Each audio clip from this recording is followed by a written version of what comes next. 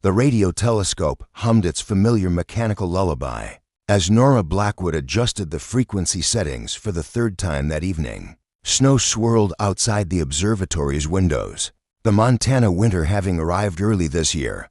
But inside the control room, warmth radiated from banks of electronic equipment and the steady glow of multiple monitors, displaying wave patterns and data streams. Nora pushed a strand of dark hair behind her ear and squinted at the anomalous reading that had been bothering her for weeks. The signal appeared every night at precisely 11:47 p.m., lasting exactly 13 minutes and 42 seconds, before fading back into cosmic background noise. What made it unusual wasn't just its regularity, but its complexity, layers of mathematical patterns woven together in ways that defied natural explanation. Computer, isolate frequency band 1420.4 MHz and enhance, she commanded, leaning forward in her chair. The speakers crackled to life, filling the room with what sounded like organized static. But Nora had been listening to the cosmos for 15 years, and she could hear something else buried in the noise, something that made her pulse quicken, with excitement and a strange, inexplicable longing. The Grant Review Board had questioned her decision to work alone at this remote facility, suggesting she'd be more productive collaborating with a team at a major university. They didn't understand that solitude was her strength, not her weakness. Out here, 40 miles from the nearest town, she could listen to the universe without the interference of human ambition and politics. The stars spoke more clearly in silence. Tonight felt different, though. As the mysterious signal began its nightly broadcast, Nora found herself responding almost instinctively. Her fingers moved across the transmission controls, sending out a simple mathematical sequence, the Fibonacci numbers that had fascinated her since childhood. She held her breath, waiting. The incoming signal paused. Nora's heart hammered against her ribs. Natural phenomena didn't pause. They followed physical laws, predictable patterns. They didn't stop to listen. When the signal resumed, it carried her Fibonacci sequence back to her, but modified, each number multiplied by a factor that created a new pattern entirely. Someone, or something, was answering. "This is impossible," she whispered to the empty room, but her hands were already moving, encoding a more complex message. She transmitted the first few lines of a poem she'd written in graduate school. Converted to binary code, it was personal, intimate, a piece of her heart translated into ones and zeros. The response came faster this time.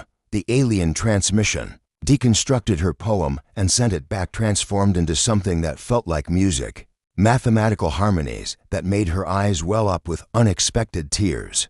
Whoever was out there understood poetry, understood the emotional weight behind the words. Hours passed without Nora realizing it.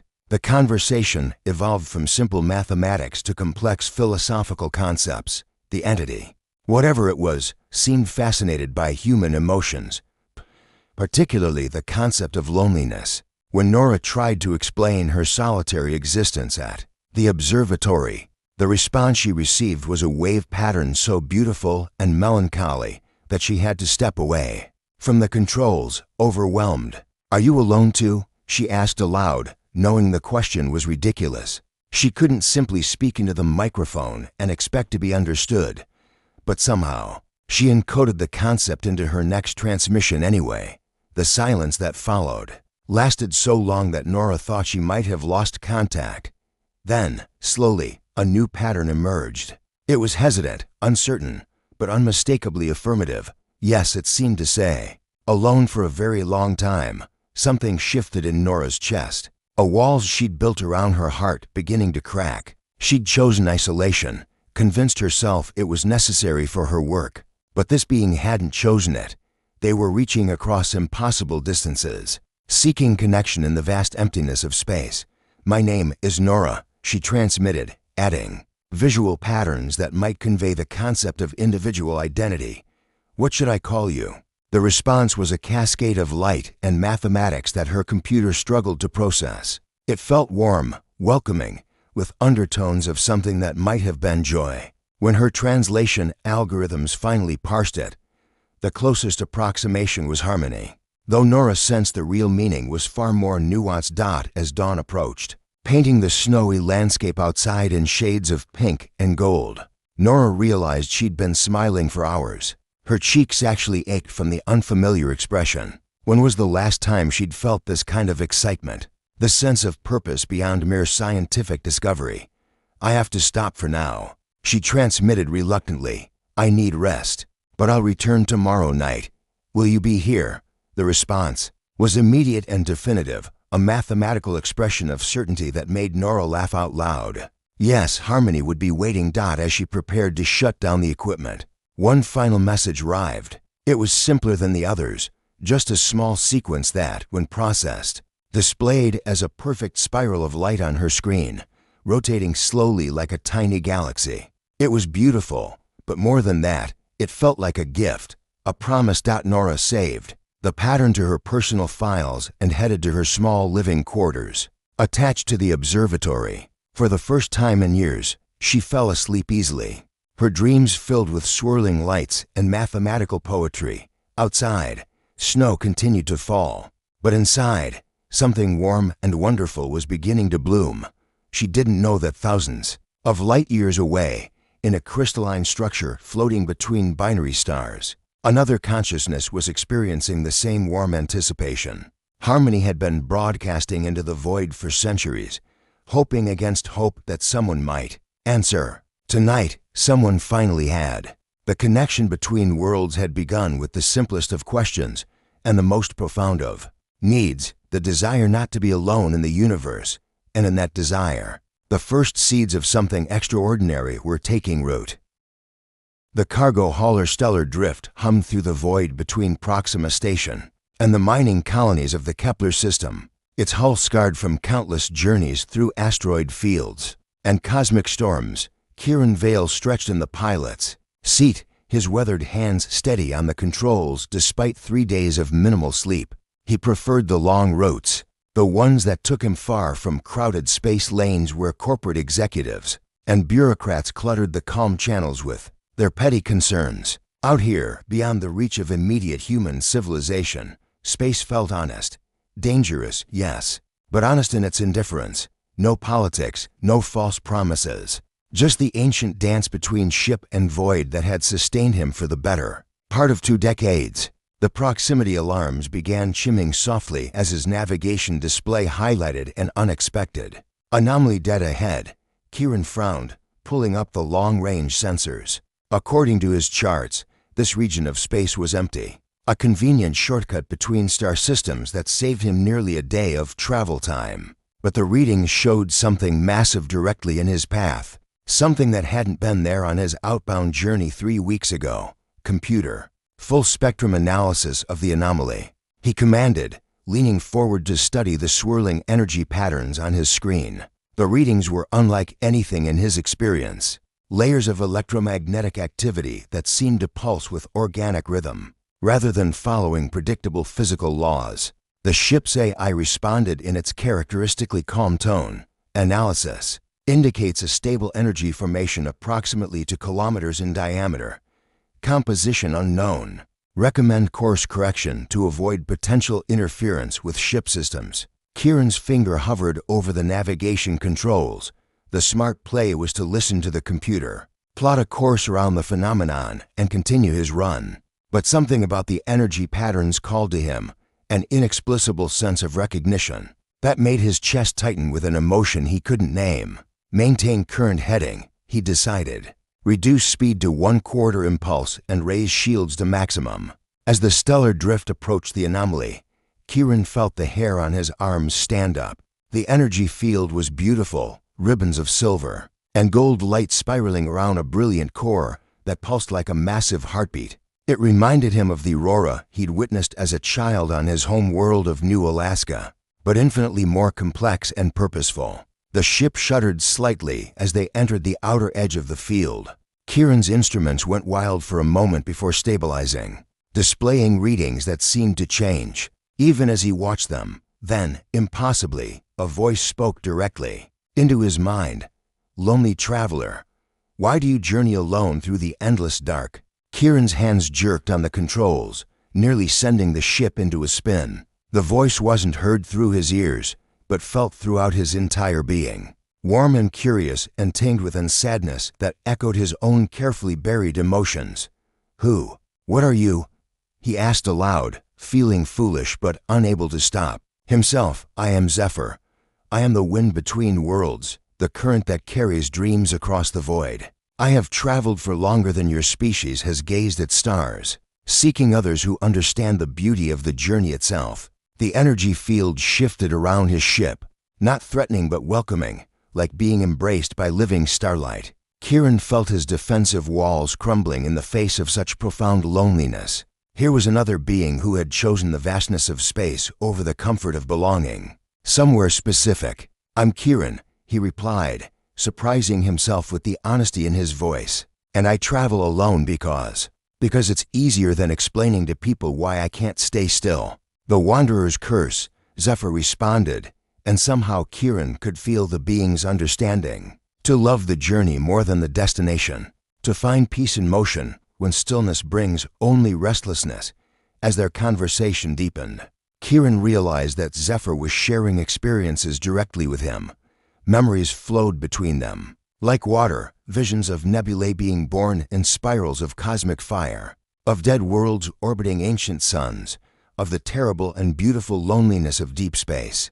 In return, Kieran found himself sharing his own memories, the weight of always being the outsider, the one who left just when relationships began to matter. "Your vessel is damaged," Zephyr observed, and Kieran felt a gentle probing of his ship's systems, not the hull or engines, but the heart of it, the part that makes it home. Kieran looked around the cramped cockpit with new eyes. Zephyr was right. The stellar drift was mechanically sound, but emotionally hollow. He'd stripped away everything personal, everything that might make leaving painful. It was a ship designed for departure, never for arrival. "I don't know how to make it feel like home," he admitted. "I don't know how to make anywhere feel like home." "Perhaps home is not a place," Zephyr suggested, their essence beginning to coalesce into a more defined form within the energy field. What appeared was ethereal, humanoid, but composed entirely of flowing light, beautiful in a way that transcended physical beauty. Perhaps home is connection itself. Kieran felt something shift inside his chest, a recognition of truth he'd been avoiding for years. "Are you offering to travel with me?" The question came out more vulnerable than he'd intended. "If you would have me. I have seen the birth and death of galaxies, but I have never experienced them through another's eyes. Your perspective, your humanity, it adds color to wonders I had begun to take for granted."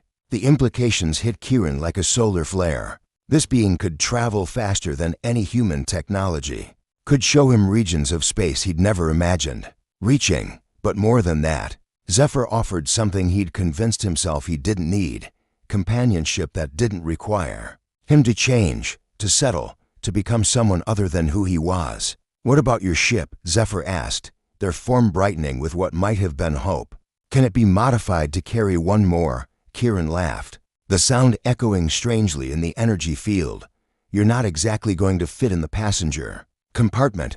"No, but I could integrate with your systems, become part of the ship itself. I would not limit your freedom or change your route. I would simply accompany you, share the journey." The offer was extraordinary. Kieran imagined his ship powered by Zephyr's energy, guided by their knowledge of cosmic currents and stellar phenomena. But more than the practical benefits, he imagined no longer talking to empty space during the long stretches between systems, no longer wondering if anyone in the universe understood his need to keep moving. "There's something you should know," Kieran said carefully. "I'm not good at relationships. I've tried settling down, tried being what other people needed, and I always end up running. If you come with me, I can't promise I won't try to push you away when things get complicated. And I am energy without form, a being who has forgotten what it means to be still. We are both creatures of motion." Kieran Vale. "Perhaps that is exactly what we need." As Zephyr's essence began to merge with the stellar drift systems, Kieran felt the ship transform around him. The sterile efficiency of the cockpit warmed with soft, golden light. The constant background hum of the engines shifted into something almost musical. Most importantly, The crushing loneliness that had been his constant companion for so many years began to ease. "So," Kieran said, as his navigation display updated with star charts more detailed than anything in human databases. "Where should we go first?" "Everywhere," came Zephyr's delighted response. "Let us chase comets and dance between binary stars. Let us discover what wonders the universe holds for the wanderers who have finally found their direction." The stellar drift turned toward the galactic rim, its new passenger and pilot ready to explore the infinite together. Behind them, the energy field dissipated into stardust, leaving only the faintest echo of their passage. But across the cosmos, something had fundamentally changed. Another connection had been forged, another bridge built between loneliness and love.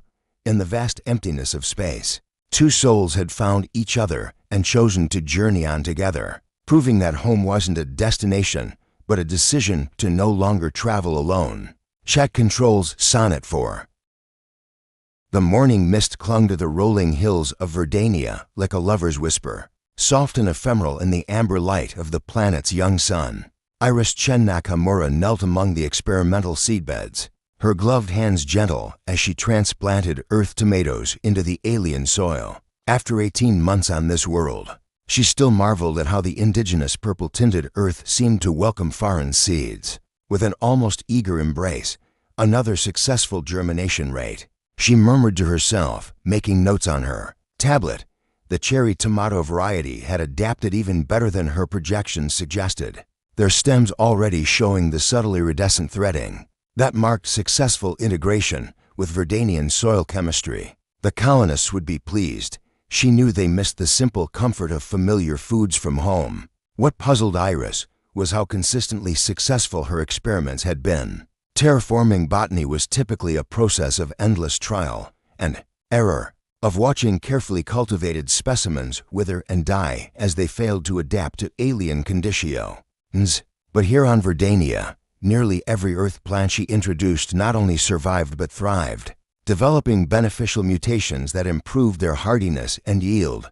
She stood, brushing dirt from her knees, and surveyed the vast experimental farm that had become her life's work. Rows of earth vegetables grew alongside native Verdanian flora, creating a patchwork of familiar greens and exotic purples that should have been chaotic, but somehow achieved perfect harmony. The native plants seemed to shelter the earth varieties, providing optimal shade and wind protection without any intervention from her. "It's almost like you want them to succeed," she said aloud, addressing the landscape with the easy familiarity that came from spending most of her time alone with the plants. She'd developed the habit of talking to her garden during her first lonely months on Verdania, when the nearest neighbor was 30 kilometers away and her only company was the weekly supply drops from the main colony. A gentle breeze stirred the leaves around her, and for a moment, Iris could have sworn she heard something like a sigh in the rustling vegetation. She paused, listening, but there was only the normal symphony of wind and growing things that had become the soundtrack to her days. Her tablet chimed with an incoming message from the colony's agricultural coordinator. The latest harvest reports showed unprecedented yields across all the outlying farms, not just her experimental plots. Food security, which had been a constant concern during the colony's first year, was no longer an issue. In fact, they were producing surplus crops that could be exported to other struggling settlements. Iris frowned as she read the data. The success rate was too consistent, too perfect. In her 15 years of terraforming work across 6 different worlds, she'd never seen anything like it.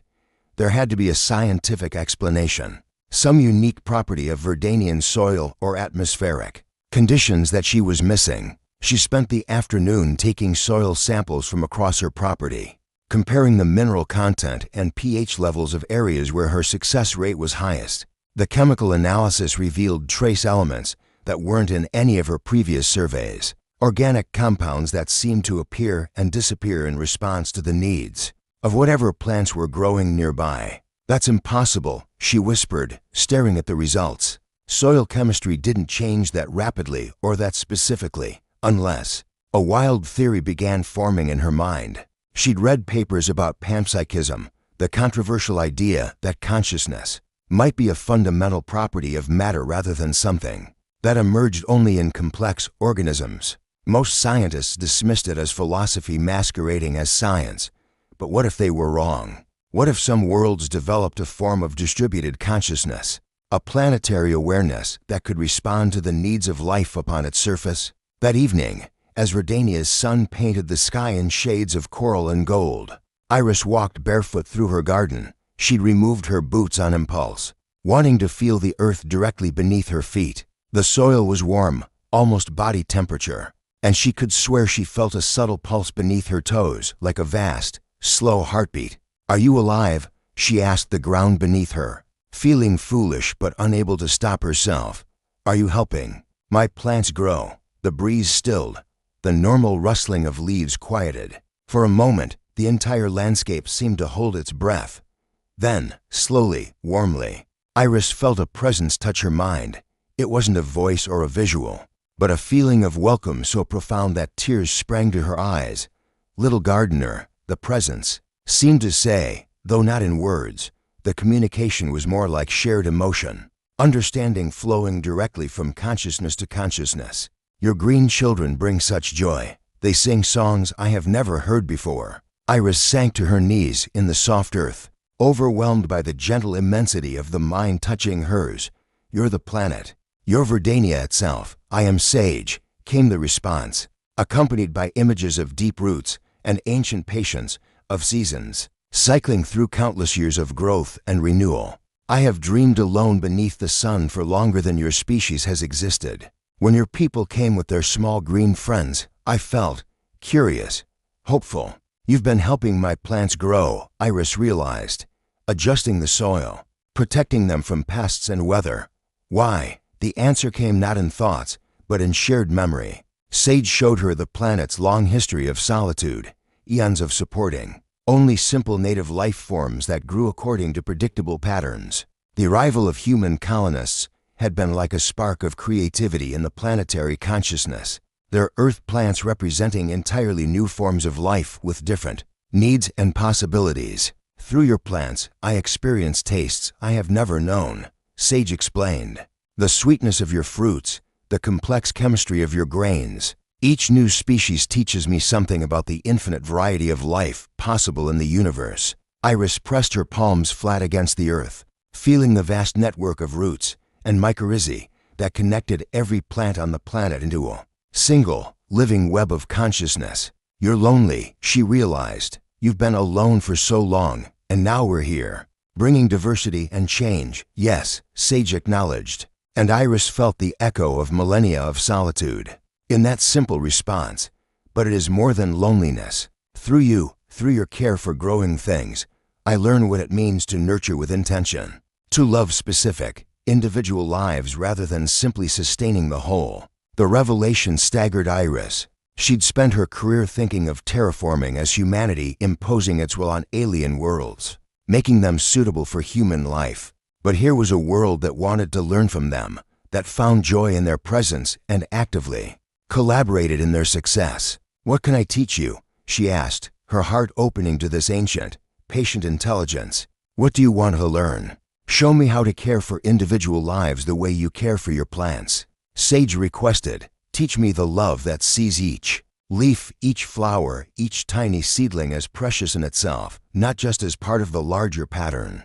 Iris spent the night in her garden, her hands in the soil, sharing her knowledge and experience with the planetary consciousness. She taught Sage about selective breeding, about the patience required to nurture a sick plant back to health, about the joy of watching a perfectly ripe tomato form on the vine. In return, Sage shared the deep, slow wisdom of geological time, the perspective that came from experiencing the rise and fall of mountains, the patient work of erosion and renewal. As dawn broke over Verdania, painting the experimental farm in soft gold light, Iris realized that she'd found something she hadn't even known she was looking for. Not just professional success, but a partnership that transcended species, a love that grew from mutual understanding and shared purpose.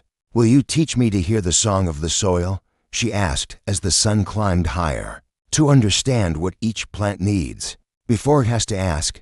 "Yes," Sage replied, and Iris felt the planet's consciousness settle around her like a warm embrace. And will you continue to bring new green friends for us to nurture together? For as long as you'll have me, Iris promised and sealed her vow by planting a new row of seeds, earth sunflowers that would turn their faces toward Verdania's sun and bloom in colors that had never existed before their two worlds met.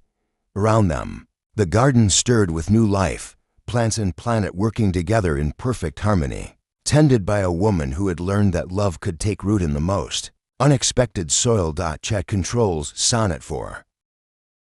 The crystalline spires of the ancient city caught the pale light of Celestine's distant star, casting rainbow fragments across the lunar surface that had been Marcus Rivera's home. For the past 6 months, each morning, he emerged from his research, stationed to find the ruins transformed by the changing angle of sunlight, revealing new details in the translucent structures that had stood empty for millennia. Marcus adjusted his environmental suit and approached the central temple complex, a massive formation of interlocking crystal chambers that defied both conventional architecture and his understanding of how such structures could have been grown, rather than built. His quantum archaeological equipment hummed quietly as it scanned the molecular composition of the walls, searching for traces of the civilization that had once thrived here. The Valdres, according to the limited records found at other sites, had been a species of crystalline beings who stored their memories and experiences in the very fabric of their cities.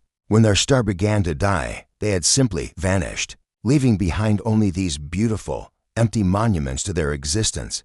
Another day in paradise, Marcus murmured to himself, a habit he'd developed during the long months of solitary research. The irony wasn't lost on him that he'd chosen to study an extinct civilization while isolating himself from his own species. But the Valdres ruins offered something that human society couldn't: mystery without politics, beauty without betrayal, knowledge without the complications of living relationships. His scanner detected an anomaly in the temple's central chamber, a concentration of quantum data that seemed to pulse with an almost organic rhythm. Marcus frowned, checking his readings. In 6 months of careful analysis, he'd never detected active quantum processes in the crystal structures. They were repositories, storage devices, not active systems. He made his way deeper into the temple, following the increasingly strong readings until he stood before a pillar of pure, flawless crystal that rose from floor to ceiling. The formation was different from the others, more complex in its internal structure, with patterns that seemed to shift and flow when he wasn't looking directly at them. Computer, full spectrum analysis of this formation, he commanded. Positioning his equipment around the pillar. The results were unlike anything he'd seen before. The crystal contained not just stored data but active quantum processes, consciousness patterns that were somehow still functioning after thousands of years. As his equipment interfaced with the crystal's quantum matrix, Marcus felt a sudden disorientation, as if the world around him had shifted slightly out of phase. Then, without warning, he was no longer alone in the chamber.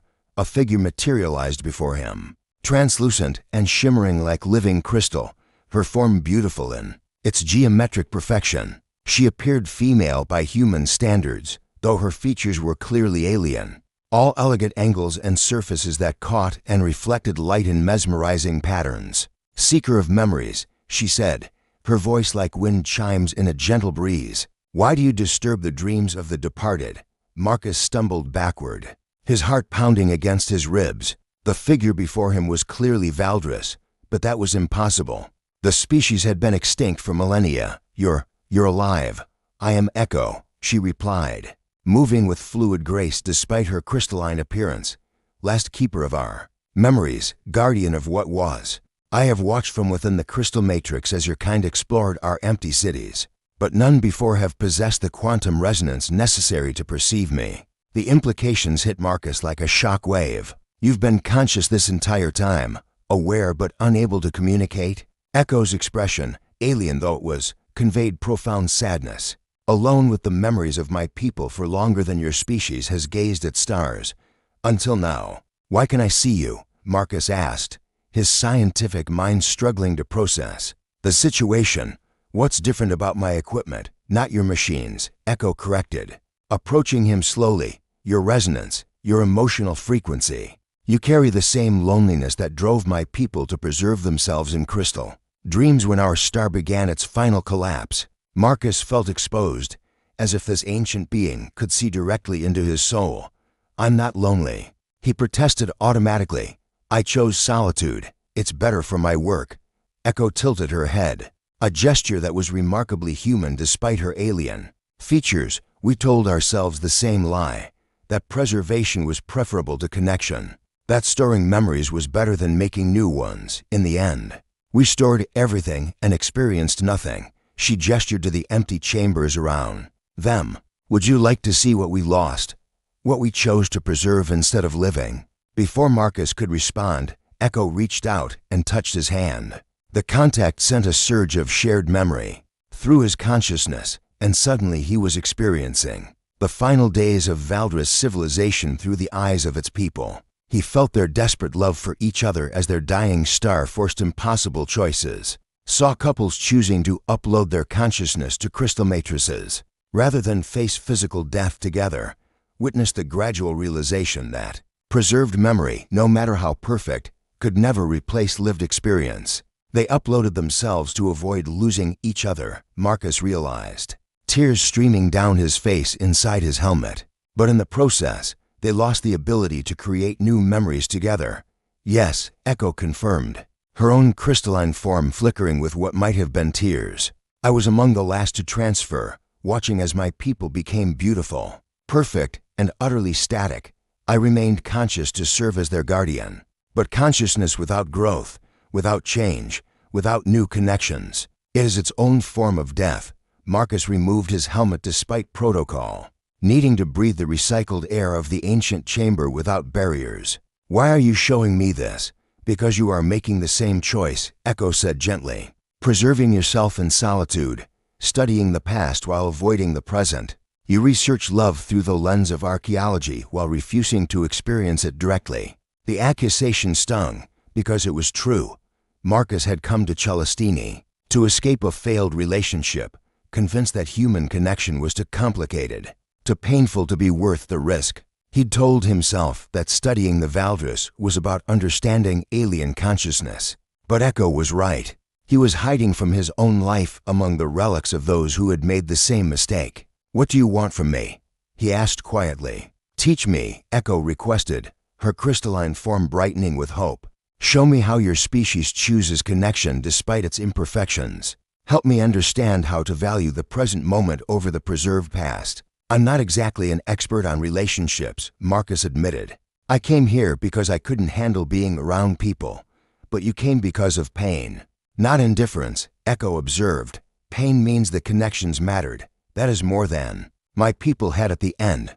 Over the following days, Marcus found himself returning to the temple chamber again and again. Echo shared the memories of her civilization, not just their final tragedy, but their entire history of love, art, and discovery. In return, Marcus told her about human relationships, about the messy, complicated beauty of connections that could be broken and mended, that changed and grew over time. Your people argue? Echo asked with fascination as Marcus described a particularly heated disagreement he'd had with his former partner. They disagree and yet continue to care for each other. Sometimes, Marcus replied, the best relationships survive disagreement.